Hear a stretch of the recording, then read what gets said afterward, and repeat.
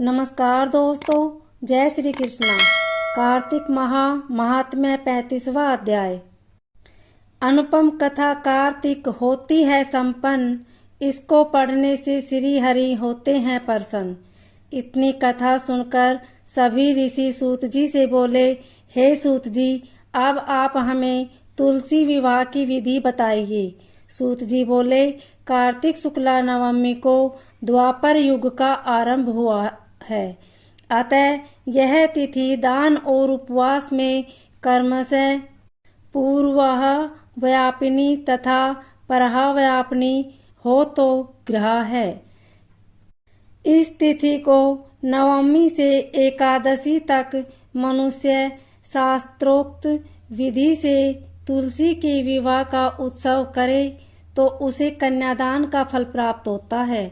पूर्व काल में कनक की पुत्री किशोरी ने एकादशी तिथि में संध्या के समय तुलसी की वैवाहिक विधि संपन्न की। इससे वह किशोरी वैधव्य दोष से मुक्त हो गई। अब मैं उसकी विधि बतलाता हूँ। 1 तोला स्वर्ण की भगवान विष्णु की सुंदर प्रतिमा तैयार कराएं, अथवा अपनी शक्ति के अनुसार आधे या चौथाई तोले की ही प्रतिमा बनवा ले।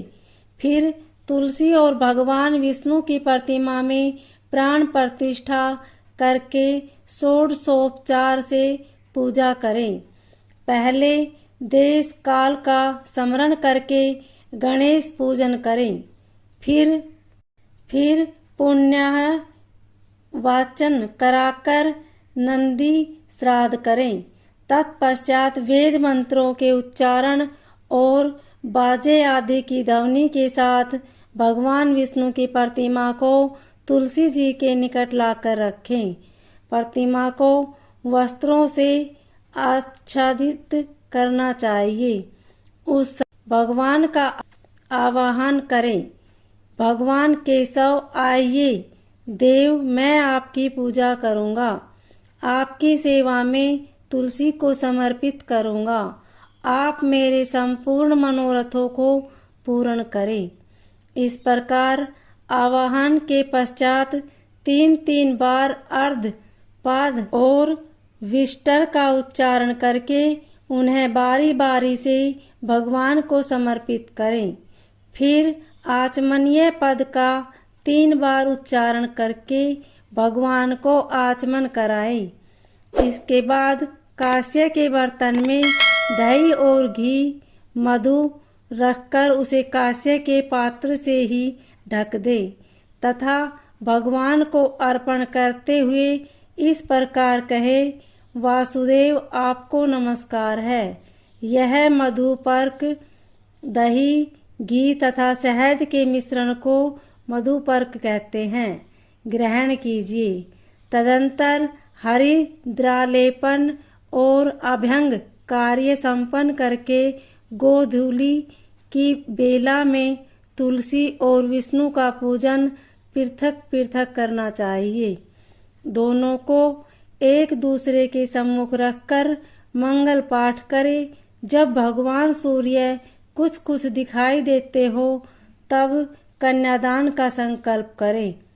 अपने और परवर का उच्चारण करके आदि 3 पीढ़ियों का भी आवर्तन करें। तत्पश्चात भगवान से इस प्रकार कहें, आदि मध्य और अंत से रहित त्रिभुवन प्रतिपालक परमेश्वर, इस तुलसी दल को आप विवाह की विधि से ग्रहण करें। यह पार्वती के बीज से प्रकट हुई है, वृंदा की भस्म में स्थित रही है तथा आदि मध्य और अंत से शून्य है।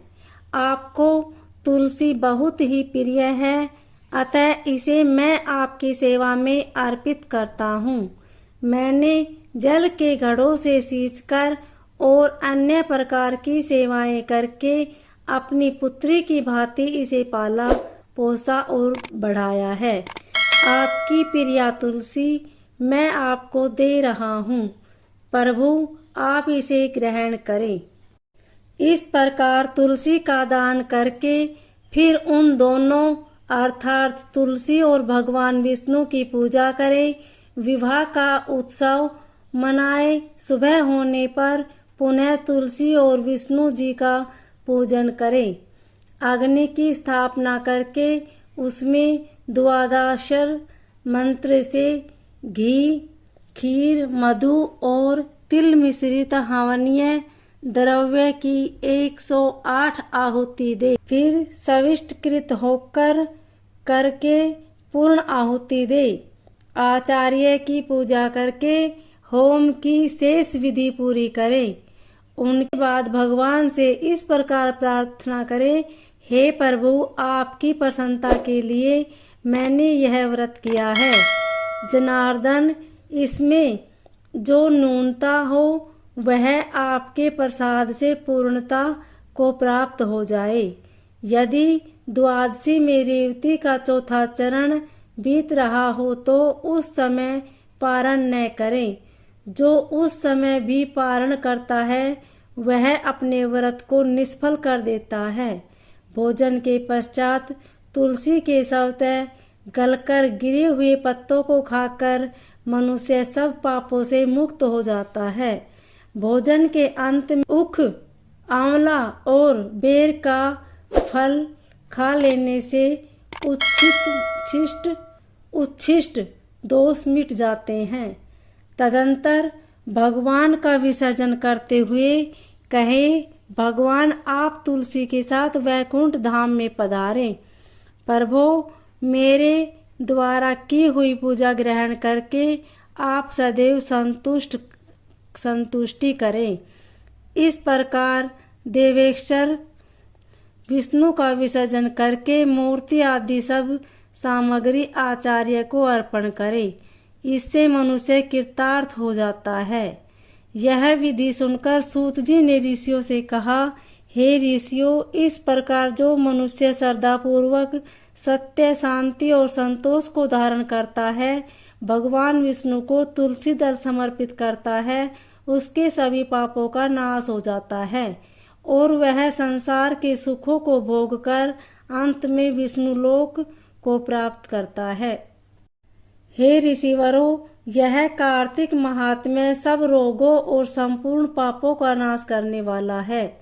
जो मनुष्य इस महात्म्य को भक्ति पूर्वक पढ़ता है और सुनकर धारण करता है, वह सब पापों से मुक्त हो भगवान विष्णु के लोक में जाता है।